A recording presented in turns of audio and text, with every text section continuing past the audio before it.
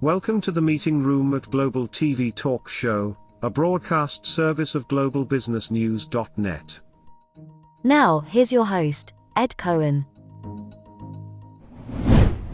Hello, Irma, Vartanian, Balian from Beirut. Thank you for being on Global TV Talk Show once again. I think this is the fourth or fifth time. I have to check my records, but I'm really honored to have you.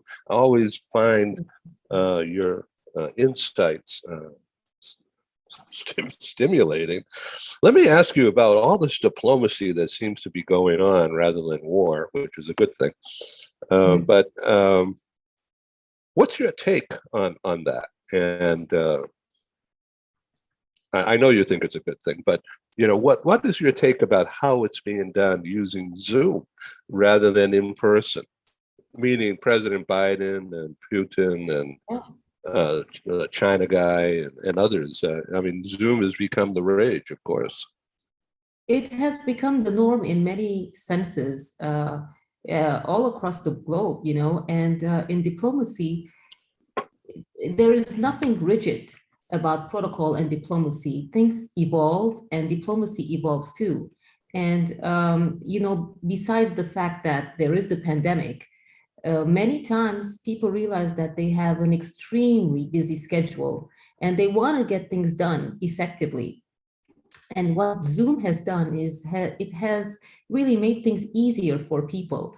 They can see each other, they can hear each other. They don't have to waste time traveling or going to places, but they can do whatever it takes to get things productively, efficiently. So why not? But having said that, in diplomacy, there are some things that you still need to do face-to-face.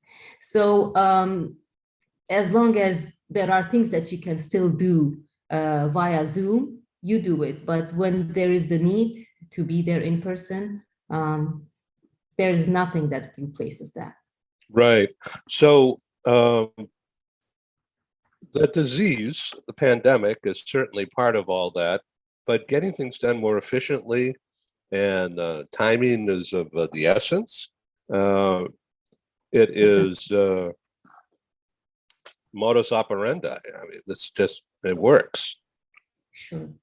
Now, you and I have never met in person, and I would love to be able to do that.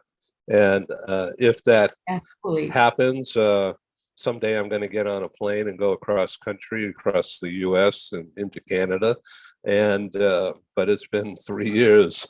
In fact, one of the last meetings we did in Canada, in Toronto, was hosted. My partner was a very large bank called BMO, Bank of Montreal. And in their headquarters on the executive floor, it was very nice. And I would be happy to make introductions when and if that time comes. Sure. I would love that. Yeah. And Montreal is a beautiful city, and so is Toronto. And, even though they are one country, but totally different cultures, if you notice. And, they do speak French all over the country, but French is mostly concentrated in Quebec. And it's interesting to see how in the same country you could have completely different cultures. And cultural differences are not only across the globe, across countries, but within the same country, within the same borders. So it goes back before the American Revolutionary War, when it was an offshoot when the British went north into Canada out of the U.S. colonies and offshore to the Bahamas and Bermuda and British Virgin Islands. The French were also involved, and so the French Indian War, as it's called, was kind of a World War beginning between the U.S., which was not called a participant, but it was called the French Indian War, and it really had to do with French versus British, and the Americans just below all that were sort of in the background, but certainly involved, according to the history that I read. So Quebec has famously retained its spirit and is actually much more global than Toronto. Although Toronto is a beautiful mix of people from around the world and very, very cosmopolitan, and huge numbers of cultures, all business oriented or studying, and seemingly getting along perfectly well in Toronto area. So are you working on a new book? Have you done any writings since your last effort?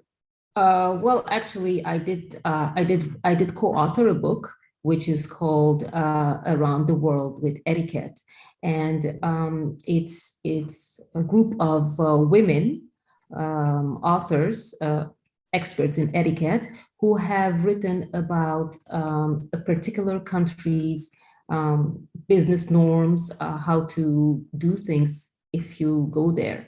And it's really practical. It's written in a practical way for people of this century. It's about things that you would use in your everyday life. And if it happens that you need quick advice, it is a very good reference. And I have written about Lebanon. It happened that I wrote about, the norms, the language, the customs, what should you do, what should you expect, the body language, the communication, whether it's indirect, direct, whether people are formal, whether humor is part of the culture, but the language, because in Lebanon, we speak Arabic, but it is the Lebanese colloquial, which is a Levantine Arabic language, but it has its own colloquial. It is different than the one that the people speak in Jordan or in Syria, but very similar, however, different. And we can obviously tell the difference, but if someone is not a native Arabic speaker, they wouldn't know. I wrote about it, and I've written articles about cultural awareness. And I've been quite busy with that and training people who have been moving across continents, across countries. When people move, the first thing that they really are worried about is how to talk or how to come across as not rude if I am still myself with people of the native country where I'm moving. Very difficult, so challenging. It is challenging if, first of all, you don't know yourself. And I say this, you would think that, oh, of course I know myself, it goes without saying. But believe me, a lot of people are not aware of their own communication style. And they don't even notice that there is a difference. There are people who are very direct. They like short conversations. They like a short message. They don't want to go around and around with what you're going to say to them. And then some people just like, to get a language that is more flowery and a big introduction and give you a subliminary message. And this makes a big difference. And there is, of course, something that you are used to it and something that is natural to you. So if I may, I'm someone who likes direct communication. But I went to school and I was French educated. And we used to write essays in French. And when you write in French, it's not like in the US. You have to give it like a subliminary message of what you are saying.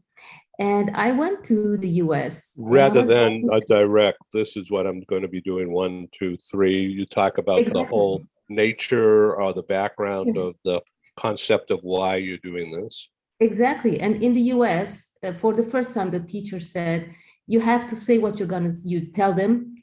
You're going to tell them what you're going to tell them, and then tell them what you just told them. And it was very difficult for me to understand it, although I would know when I'm going to give a message is very direct, very straightforward. But just to tell you that, when you are used to doing things in a certain way and you go, even if it's part of your natural, it doesn't come that naturally at first because that's not what you are used to. But it's again, it's all about self-awareness. If I knew then what I know now, it would have been different. And it's not a struggle. It's awareness from all fronts, getting to know yourself, getting to know the fact that you cannot generalize, you cannot stereotype people, or just say that, oh, this is how Americans are, or this is how the French are, the Lebanese. In each culture, every single person is different, and you cannot have a manual to know how to talk or communicate with everyone just looking at one page and just generalizing. But the more you know yourself, the more you would see the differences and the more comfortable you would be communicating with someone who is different than you. So the people that your new book, the co-authored book, then do you happen to have the book in front of you that you can hold up? No, it's not. It's an ebook, Ed, and it's gonna come out soon. Good. I'd love to see it. Oh yeah, I'll let you know, definitely. Yeah, and then you can come back if you want with your co-author, and we'll have another conversation. So let's talk about this idea of using the French way as part of diplomacy. You have, for instance, this is not political; it's just a business conversation. But President Biden has been into conversations with everybody, including President Macron, for a number of reasons. And now, with the Russian situation seemingly heating up pretty heavy, the French President Macron is going to play a major role, whether he wants to or not, because he's right there on the ground and he sees what's happening. And it just seems that I wish them all well who wants war and who wants to recapture or imprison the Ukrainian people, so, and how is that impacting the natural gas transmission? And it's a poker game that's going on. It's pretty obvious. And there are a lot of deals under the table that we wouldn't know about. And politics and diplomacy nowadays are very much connected with business and big business. Benefits. So everyone is gonna look at things from their perspective, and they're gonna see how they can win. In politics, sometimes the situation is I win, you lose. But all the time in negotiations, the best outcome is always if I win and you win. So sometimes some countries would like to, play it in a way that they win or the other one loses, or the other one is the same way, if they think the same way. Then it takes longer to get to a solution. But when you have a mediator, then that mediator should play a really important diplomatic role. And this is where the role of diplomacy is very important, because when you have two completely different mindsets, and if you look at the situation from each angle, you would say, oh no, he's right. And then you go the other side, you're like, oh no, he's right. Which one, who's right? They both have their own rational reasoning. But what do you do in such a case? This is where diplomacy plays a major, crucial role. And as you said, Macron has to play that role, and whether he likes it or not. But I think he's pretty good at some diplomatic ties, and he's hopefully he would be able to find common grounds, and that's where that would be the first step, to find common grounds, to find positive perspectives, and then move on. Because you need to keep a positive mind, even if it's awkward. So, well, Thank you for that deep dive into the world, the global world of communications.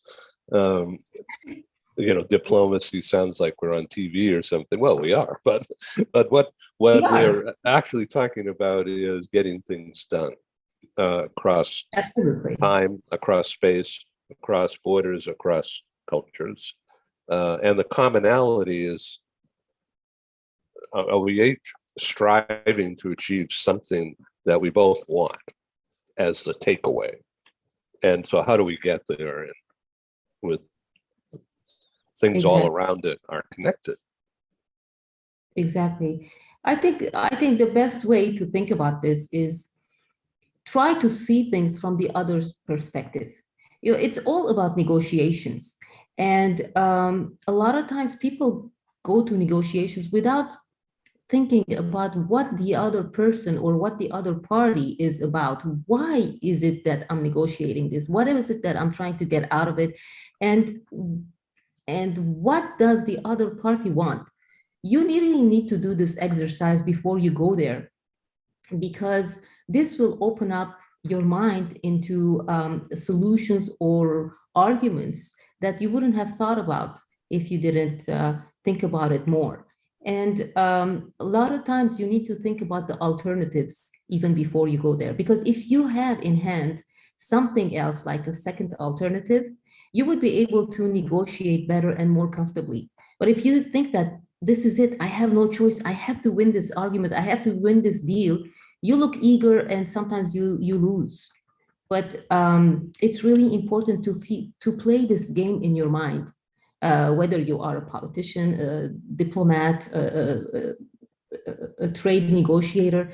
You have to really control things in your head. It's like a mind game, and you have to look at it in a way that it has to be a positive outcome for everyone.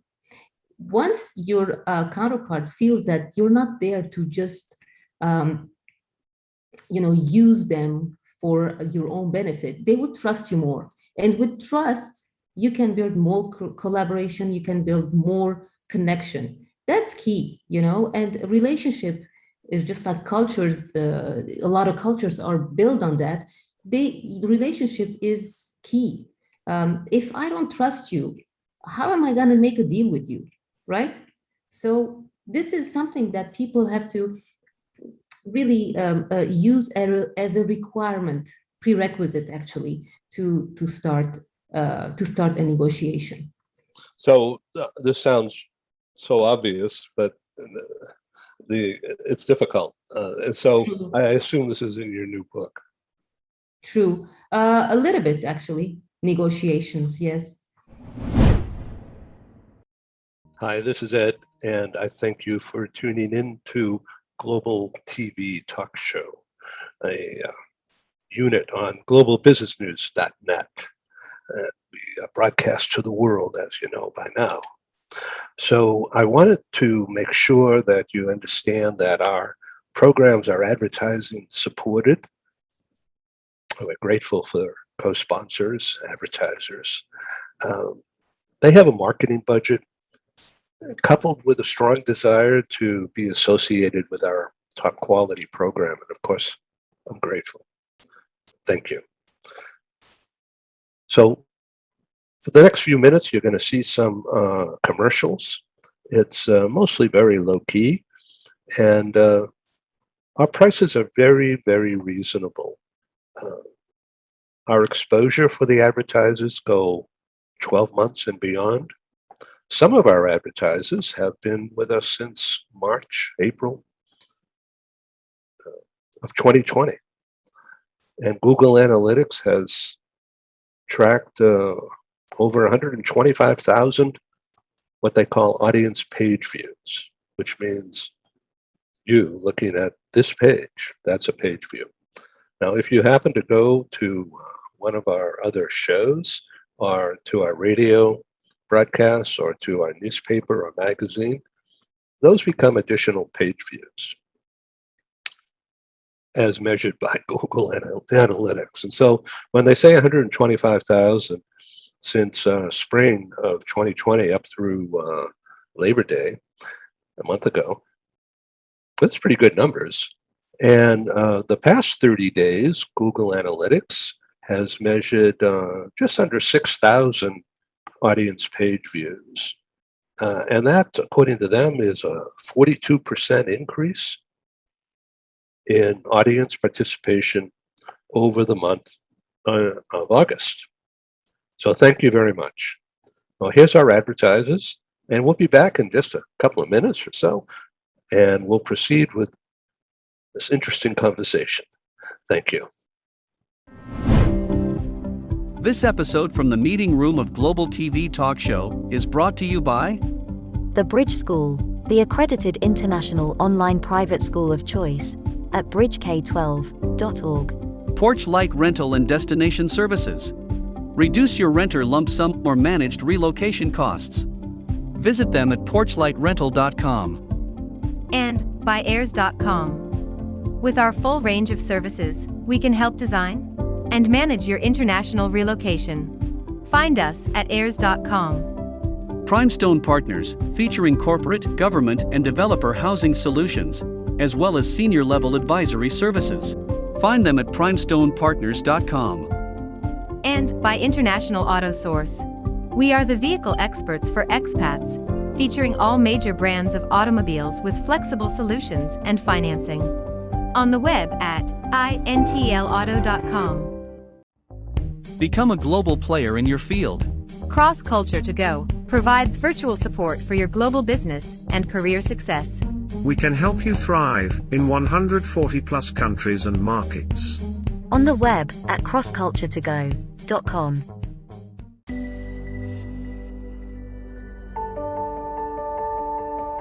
Something that's really neat is that the Bridge School partners with various organizations to provide learning for their students. For example, we partner with a major ballet company, and we are able to enroll several of their students into our school. So now not only is the student able to participate in a school and have a seamless transition while they're very active in their ballet career, but now they have other dancers that are with them that are doing some of the same courses. So it's almost becoming a camaraderie where they're taking similar courses, they're working together on their ballet, and really being able to form this great partnership with these organizations to provide a needed service.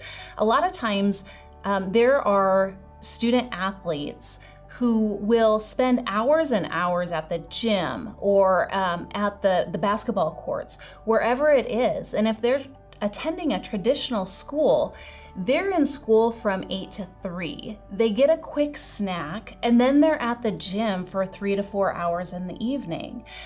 Coming to us and having that partnership, they're able to break that up throughout the day. They can have a morning practice, get some schooling in, have an afternoon practice, finish their schooling in the evening. So there's that flexibility. And additionally, if there are tournaments or performances, it's fantastic because if there's a week where they have shows straight through, they can take that week off of learning and then pick back up when they're done. So it offers this great flexibility. And for the program owners of these sports leagues, it is a win-win situation for them because they see this need. They see this need that their students need to make sure that they are obtaining the grades necessary to be successful adults in our country and in other countries. But it provides them an environment where they can be successful at both.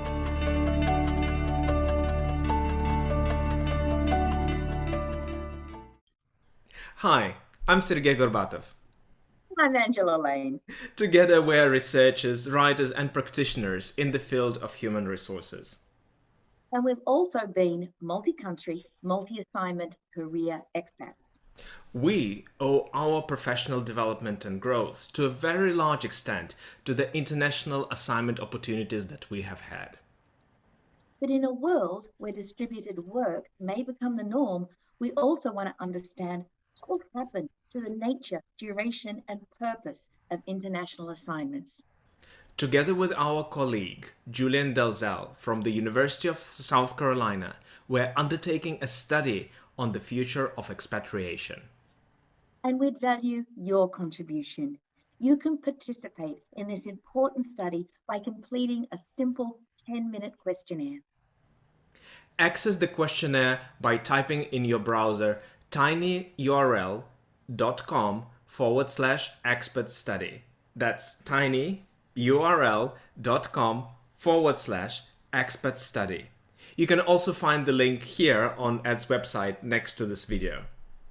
Thank you for joining us in this study. In return for your contribution, we'll provide you with a copy of our research. And of course, you'll be invited to an exclusive webinar hosted by Ed, where we will share our findings right here on Global Business News. And so please go to tinyurl.com/expat study. Take the survey so that we can better understand the future of expatriation.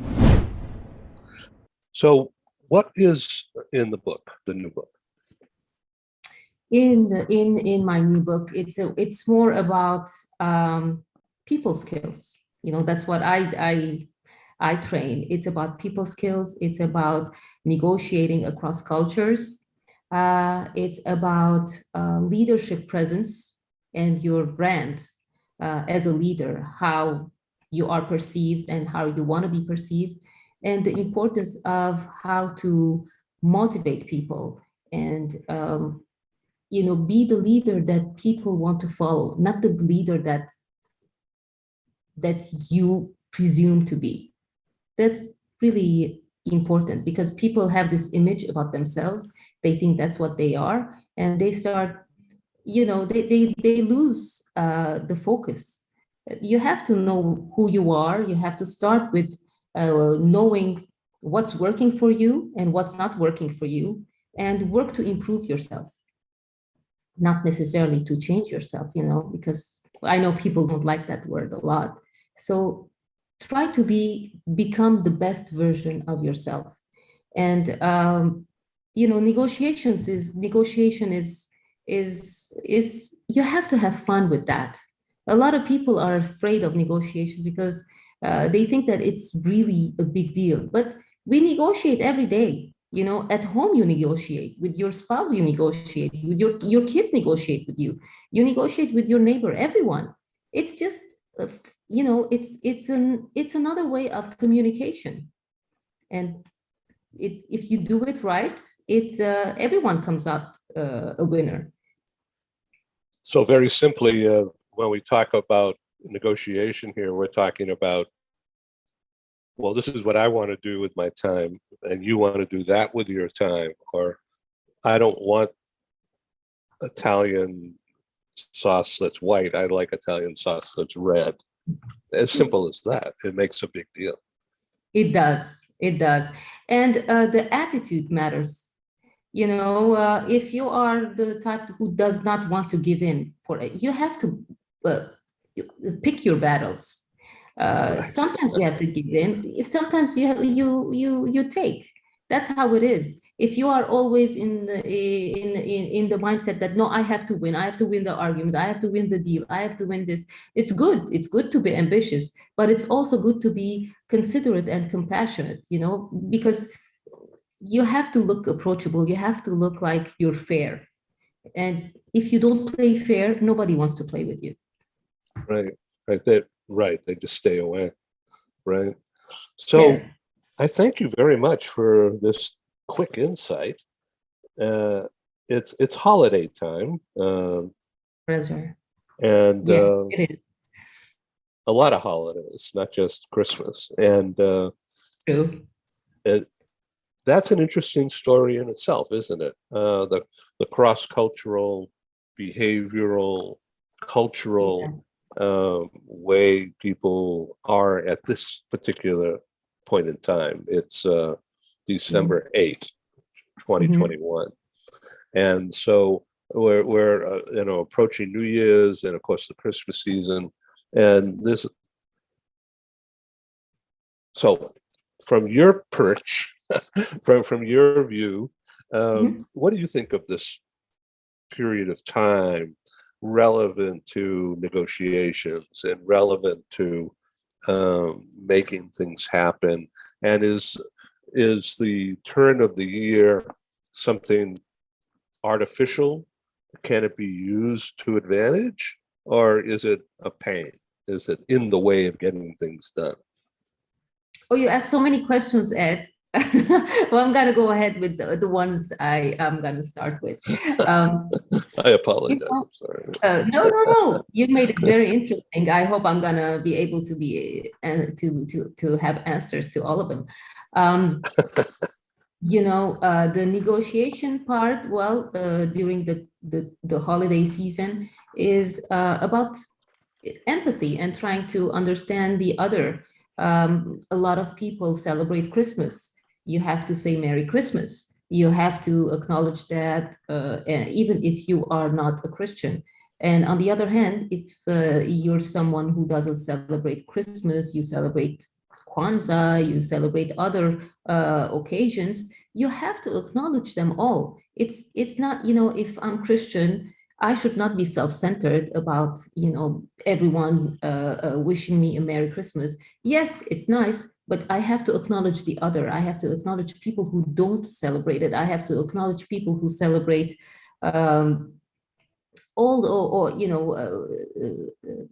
sometimes there is the Ramadan during the December month. You have to be aware of those holidays and respect them. Yeah. You can't just be no Christmas. December is only about Christmas, and the same goes for other religions during other periods of time.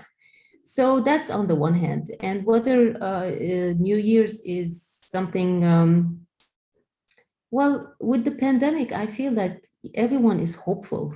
We are all hopeful for better days. We are all hopeful for the new year. And I think we are all somehow embracing this and looking forward to it. And the holidays for everyone is becoming somehow more meaningful, which I like. And we were so busy with our lifestyles, and we were so busy with getting things done, being successful, that we forgot about traditions and we forgot about who we were.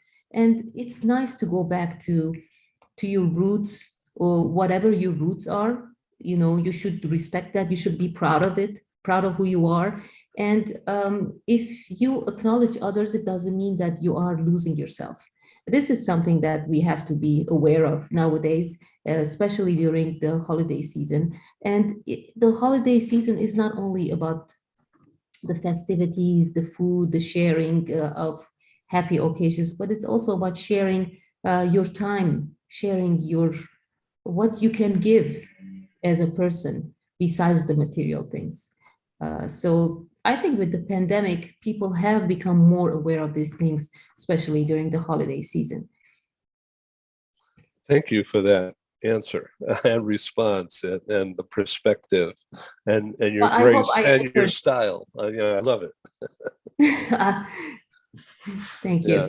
So thank you. I'd like to end this on this note and say Happy New Year, and stay safe and be well. And please come back, say in January sometime, and let's do a next edition following up on these topics and how the world is using what we've been talking about, the negotiation and understanding across divides.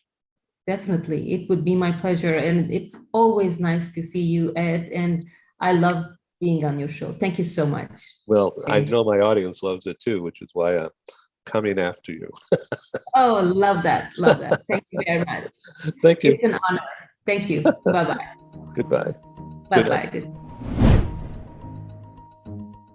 Thank you for joining us in the meeting room at Global TV Talk Show.